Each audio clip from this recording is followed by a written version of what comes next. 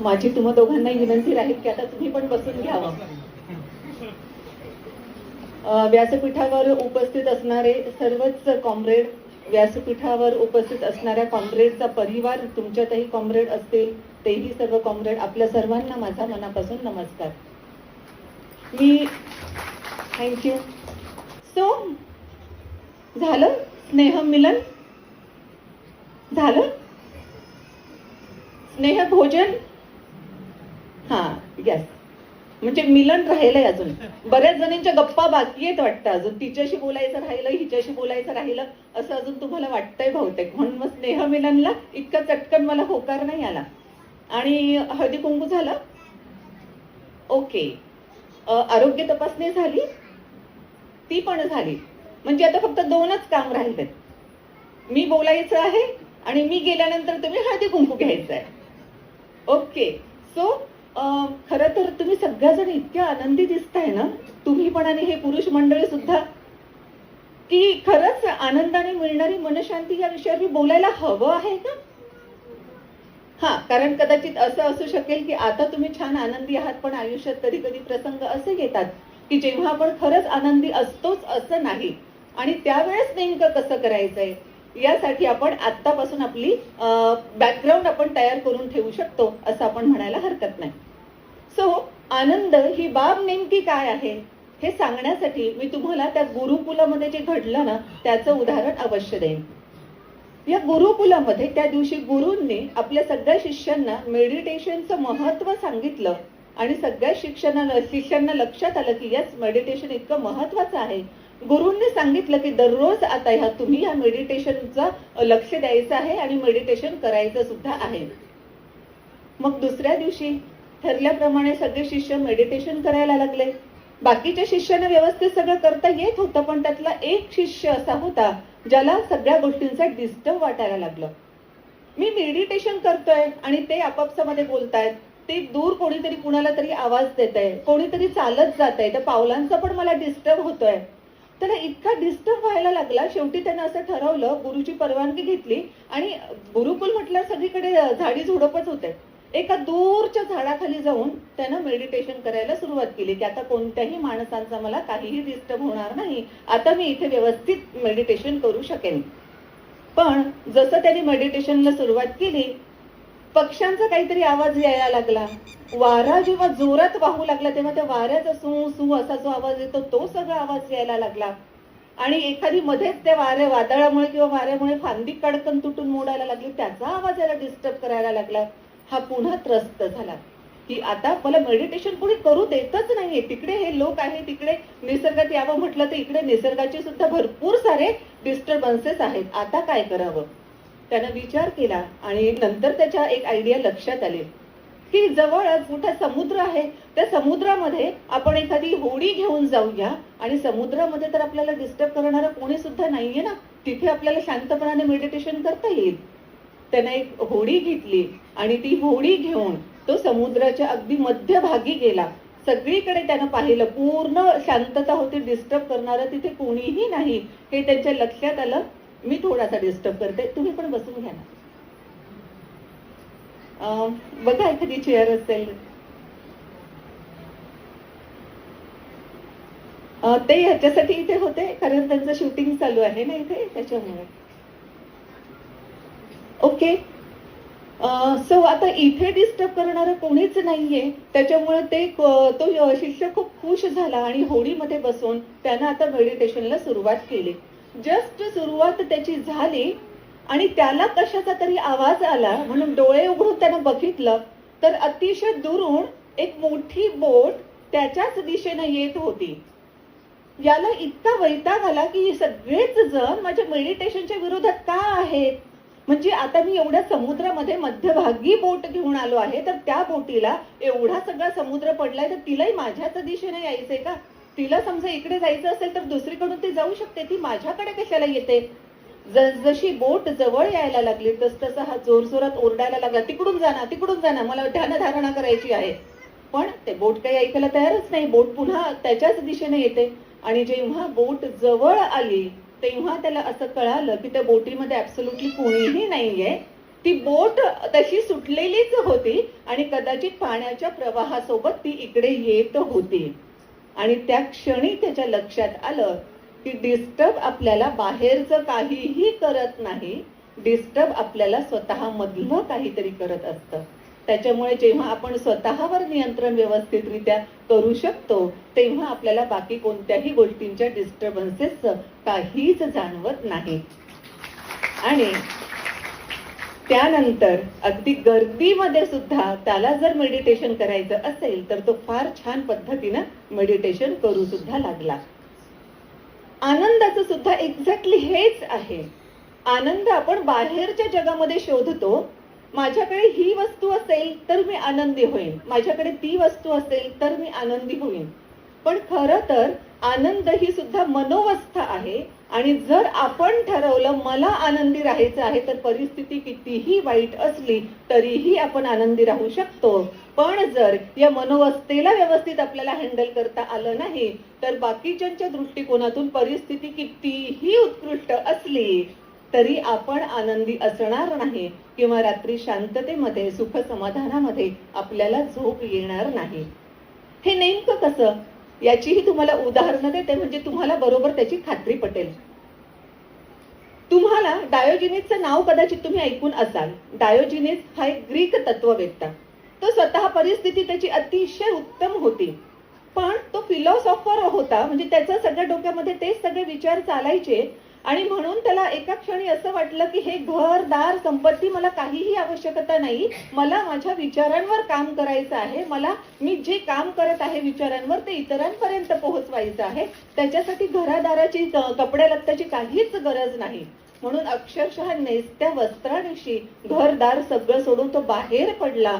पण त्यानं एक काम केलं होतं की पाणी पिण्यासाठी, म्हणजे ठीक आहे जेवणासाठी तर इतरांकडूनच जेवण घेणार आहे पण ते हातावर घेऊन खाता येईल, पण पाणी पिण्यासाठी भांड लागेल. म्हणून पाणी पिण्यासाठी त्याने एक वाडगं म्हणा ग्लास म्हणा जे काय असेल पाणी पिण्यासाठी त्याने एक भांड घेतलं आणि तो त्याचं काम करत राहिला. काही दिवस गेल्यानंतर त्यानं जेव्हा पाहिलं की एक कुत्रा नदीवर पाणी पित होता, त्याच्याकडे अर्थातच ग्लास भांड काहीच नव्हतं, तो ते जिभेनं पाणी पित होता. आणि मग ह्याच्या लक्षात आलं अरे ह्या वाडग्याची सुद्धा मला गरज नाही, हाताच्या ओंजळीनं मी पाणी पिऊ शकतो की. आणि जे एकमेव वस्तू त्यानं सोबत आणलेली होती ती वस्तू सुद्धा त्यानं तिथेच सोडून दिली आणि हा तशाच पद्धतीनं राहिला. अलेक्झांडर द ग्रेट त्यांनी ह्या माणसाबद्दल सगळं ऐकलं आणि याची फिलॉसॉफी किती महत्वाची आहे. लोक अक्षरशः ह्याच्या विचारांमध्ये पागल झाले आहेत किंवा त्याला ते खूप सन्मान देत आहेत, हे सगळं तो ऐकत होता. आणि अलेक्झांडरला अशी इच्छा झाली की आपण सुद्धा या डायोजिनिसची भेट घेतली पाहिजे. म्हणून आपल्या सगळ्या लवाजम्यासहित तो डायोजिनिसकडे गेला. तेव्हा डायोजिनिस एका झाडाखाली निवांत बसलेला होता. हा अलेक्झांडर आपल्या रथातून खाली उतरला, त्याच्या जवळ गेला आणि सांगितलं, स्वतःची ओळख करून द्यायची ना, म्हणून त्याने सांगितलं मी अलेक्झांडर द ग्रेट, अगदी जगाचा राजा म्हटलं तरी हरकत नाही, तुला काय मागायचं आहे ते माग, मी तुला काहीही देऊ शकतो. ज्यानं ऑलरेडी स्वतःचं घर दार संपत्ती सगळं सोडून दिलंय त्याला ह्याच्याकडून काय हवं असणार. डायोजिनिसने सांगितलं त्याला, तू अशा ठिकाणी उभा राहिला आहेस ज्यामुळे जे ते कोवळं ऊन माझ्या अंगावर येत होतं ना ते आता थांबलंय, त्याच्यामुळे तू बाजूला सरक आणि तेवढं ऊन फक्त माझ्यावर येऊ दे. म्हणजे एवढा तो निस्वार्थ म्हणा किंवा अजिबात निरपेक्ष म्हणा, त्याला कशाचीही इच्छा नव्हती. अलेक्झांडर द ग्रेटला सुद्धा वाटलं की एका क्षणी की खरंच या डायोजिनिसचं आयुष्य किती सुंदर आहे, आपणही असं राहिलो असतो तर किती मजा आली असती. पण त्याला भरपूर कर्तव्य पूर्तता करायची होती कारण त्याच्या अम्बिशन्स खूप मोठ्या होत्या आणि त्याला त्या सगळ्या पूर्ण करायच्या होत्या. म्हणून डायोजिनिस सोबत वेळ जास्त घालवावा असं वाटत असतानाही त्याला त्याच्यासोबत जास्त थांबता आलं नाही. हे एक उदाहरण सांगितलं. आणि दुसरं उदाहरण सांगू इच्छिते.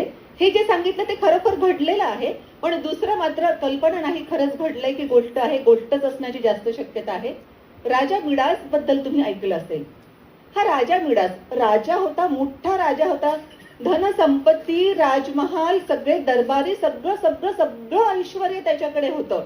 पण तरी सुद्धा त्याला काहीतरी कमी वाटत होतं. म्हणून त्यानं तपश्चर्या केली आणि वर जेव्हा मागण्यासाठी, वर देण्यासाठी जेव्हा परमेश्वर आले, तेव्हा ह्या मिडासने सांगितलं की मला तू असा वर दे की ज्याला मी टच करेन ते सोन्याचं होईल. आणि त्याला तो वर मिळाला सुद्धा. आणि मग त्याला इतका आनंद झाला, भिंतींना टच करतोय ते सगळं सोन्याचं झालंय, जिथे बसला आहे त्याला सिंहासनाला टच करतोय ते ऑलरेडी सोन्याचं होतच, पण बाकीच्याही सगळ्या त्यातल्या गोष्टी सोन्याच्या झाल्यात. असं करत करत त्याने इतक्या साऱ्या गोष्टी सोन्याच्या केल्या आणि तो इतका खुश झाला, माझ्या इतका खुश, माझ्या इतका नशीबवान मीच की मला असं वरदान मिळालंय की कशाचंही रूपांतर मी सोन्यात करू शकतो, असं म्हणून तो खूप आनंदामध्ये होता. आणि तेवढ्यात त्याची अगदी छोटीशी मुलगी धावत धावत आली आणि त्या मुलीलाही सांगायचं की बघ आपल्याकडे किती सोनं आहे, म्हणून त्यानं चटकन त्या मुलीला उचलून घेतलं आणि ती सुद्धा सोन्याची झाली. आता त्याला पश्चाताप झाला की हा वर नाहीये, तर तो ते माझ्यासाठी खूप नुकसानकारक ठरलंय. कारण सोन्यापेक्षाही महत्वाचं मला काय आहे, तर माझी ही मुलगी आहे, तिच्या चेहऱ्यावरचं निखळ हसू आहे, तिला कुशीत घेणं आहे, तिच्यासोबत खेळणं आहे, हे त्याच्या लक्षात आलं. आणि म्हणूनच तर सिकंदर बद्दल जे म्हणतात, सिकंदर आणि अलेक्झांडर द ग्रेट एकच. यूं तो उसके हौसले बड़े आली थे, यूं तो उसके हौसले बड़े आली थे, पर जब मरा सिकंदर उसके दोनों हाथ खाली थे. हे दोन्ही हात सिकंदरने खाली का ठेवायला सांगितले होते, त्याच्या शवपेटीच्या बाहेर ठेवायला का सांगितले होते? त्याचं म्हणणं तेच होतं की लोकांना कळू देत मी संपूर्ण जग जिंकलं तरी घेऊन जाताना काहीच घेऊन जाऊ शकलो नाही, माझे हात पूर्णतः रिकामे आहेत. आणि कदाचित आपण पुढे काहीतरी करायचं आहे म्हणून नियोजन करणं वेगळी बाब आणि हव्यास बाळगणे ही वेगळी बाब आहे, पण सतत या कशाच्या तरी मागे पळण्यामध्ये आपण वर्तमानातला आनंद पूर्णतः सोडून देतोय, ही गोष्ट आपण जर लक्षात ठेवली तर वर्तमान क्षणातला प्रत्येक वेळेचा आनंद आपल्याला व्यवस्थितरित्या घेता येईल. हा वर्तमानातला आनंद हिरावून घेणाऱ्या कोणकोणत्या बाबी आहेत? सगळ्यात महत्वाची बाब असते ती तुलना. म्हणजे मेरी साडी उसकी साडी मेरी साडी से सफेद कैसी. आणि पुरुषांनी आनंदी व्हायची गरज नाही, कारण त्यांच्यासाठी पण जाहिरात होती उसकी कमीज मेरे कमीज से सफेद कैसी. म्हणजे तुम्हाला इथे असतं असं त्या जाहिरातीने आम्हाला सांगितलं. सो विशेष महत्वाची गोष्ट आहे की अगोदर तुलना जी होते ती तिच्यात आणि माझ्यात होते, पण ही तुलना वाढत वाढत आपल्या मुलांमध्ये पण येते. म्हणजे तिच्या मुलाला माझ्या मुलापेक्षा जास्त मार्क पडले, असं कसं? म्हणजे तिच्या मुलाचं कौतुक करणं दूर राहिलं, पण माझ्या मुलाला भरपूर अगदी काय काय वागबान त्याच्यावर चालवणं हे सुरू होऊन जातं. म्हणजे अगोदर तिची आणि माझी तुलना असते, आता तिच्या मुलाची आणि माझ्या मुलाची तुलना सुरू होते. हे मुलं मोठे होत जातात तशी तुलना त्यांच्या करिअर बद्दलची होते आणि ही तुलना पुढे जाऊन सुनांबद्दलची होते. तिची सून जास्त सुंदर का माझी सून जास्त सुंदर, इथपर्यंत जाऊन मग पार नातवांपर्यंत ती तुलना जाऊन पोहोचते. आणि या सगळ्या तुलनेमध्ये आपण पूर्णतः आपला वर्तमानातला आनंद, हा जो शब्द मी वापरला, तो सगळा आनंद आपण गमावून टाकलेला असतो. आनंदाचे भरपूर सारे क्षण आलेले असतात, पण ह्या तुलनेमध्ये आपण कम्प्लिटली ते विसरून जातो. म्हणजे पूर्वी जसं म्हटलं जायचं ना की पत्रावळीवर जेव्हा जेवणं असायची तेव्हा त्याच्या पत्रावळीमध्ये बुंदी जास्त वाढली, माझ्या पत्रावळीत एवढीशीच वाढली. म्हणजे अन्न जसं दुसऱ्याच्या ताटात जास्त दिसतं ना, त्याच पद्धतीनं सुख सुद्धा असं वाटतं तो जास्त सुखी आहे आणि मला कदाचित आनंद तेवढा मिळत नाहीये. परिणाम त्याचा असा असतो ऍक्च्युली, म्हणजे त्याचं कारण ऍक्च्युली असं असतं की त्यांचा आनंद वेगळ्या गोष्टीमध्ये असतो, आपला आनंद वेगळ्या गोष्टीमध्ये असतो, पण ह्या गोष्टींची तुलना जेव्हा व्हायला लागते तेव्हा त्या बाबतीमध्ये मी आनंदी नाही हे आपण स्वतःला सांगत राहतो आणि आनंदाचे हे क्षण आपण गमवून टाकत असतो. त्यासोबतच आणखी शब्द सुद्धा तेवढेच महत्वाचे असतात. बरेचदा आपणही कारणीभूत ठरतो का इतरांच्या आनंदावर विरजण घालण्यासाठी, याचा विचार आपण डेफिनेटली केला पाहिजे. म्हणजे काय, आता संक्रांतीचे दिवस चालूच आहेत, वाण देणं घेणं चालतं. मी इतक्या रुपयांचं वाण दिलं बरं का, आणि तिच्याकडे गेलं तर तिने एवढंच वाण दिलं, हे असं अगदी. किंवा मग त्या वाणामध्ये पण ग्रुप करायचे ह्या ग्रुपच्या महिला आल्या तर त्यांना वेगळं वाण, त्या ग्रुपच्या महिला आल्या तर त्यांना वेगळं वाण, आणि मग त्याच्यामध्ये कोणी काय दिलं, मी भारीचं दिलं, तिनं हलकं दिलं, पुन्हा त्या आहेरांच्या साड्याचं एक वेगळंच प्रकरण असतं. या सगळ्या अशा गोष्टींमध्ये आपण इतरांच्याही आनंदावर विरजण घालतो की कोणी साडी जरी दिली तरी घरातलीच दिली असेल, ठीक आहे, जास्तीत जास्त 200-500 रुपयाची असेल. एखादी नवी नवी सून असते तर तिला सुद्धा लगेच म्हटलं जातं, बाई ग तुझी पहिली संक्रांत आणि तुझ्या नवऱ्याने एवढी साडी साधी घेतली. म्हणजे त्या दोघांचं आयुष्य चांगलं चालणार असेल तर त्या दोघांमध्ये अजून भांडण लावून देणार. सो असे इतरांच्या आनंदावर विरजण पाडणारे किंवा आणखी त्या दोघांमधलं कोणत्याही दोघांमधले संबंध दुरावणारे शब्द वापरणं सुद्धा आपण नक्कीच थांबवलं पाहिजे. आणि या संदर्भातच मी आणखी एका स्त्रीचं उदाहरण अवश्य देईन. म्हणजे आपणच आपला आनंद कसा गमावतो ना, त्यासाठी हे उदाहरण परफेक्ट लागू पडतं.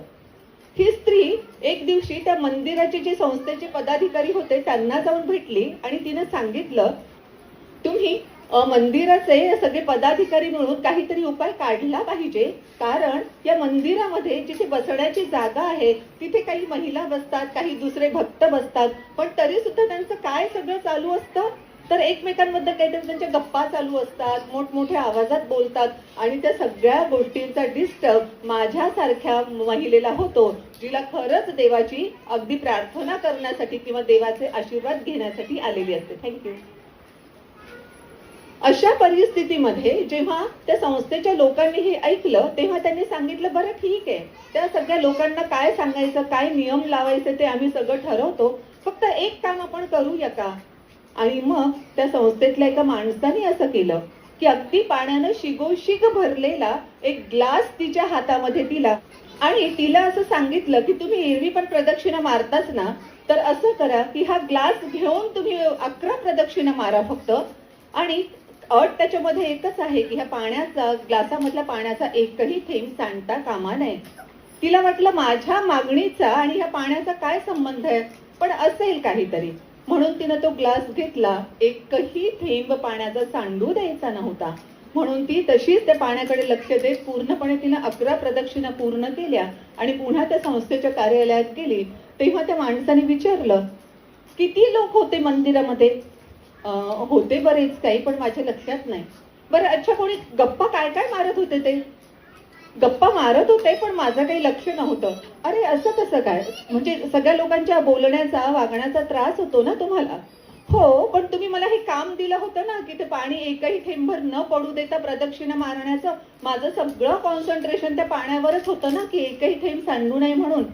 आणि मग त्यांना सांगितलं, असंच कॉन्सन्ट्रेशन जर तुम्ही खरंच तुमच्या भक्तीवर आणि तुमच्या देवावर, तुमच्या प्रार्थनेवर केलं तर बाकीचे काय करत आहेत याच्याशी काही संबंध येणार नाही ना. म्हणजे पुन्हा काय झालं, जे अगदी मी सुरुवातीला सांगितलं होतं की आनंद ही मनोवस्था आहे. अशा प्रत्येक गोष्ट आपण स्वतः त्याला जबाबदार असतो. तो आनंद आपल्यामध्ये येऊ द्यायचा आहे की त्या आनंदावर आपण स्वतः विरजण टाकायचं आहे, हे आपण सगळं स्वतः ठरवत असतो. म्हणून या सगळ्याच बाबी महत्वाच्या ठरतात.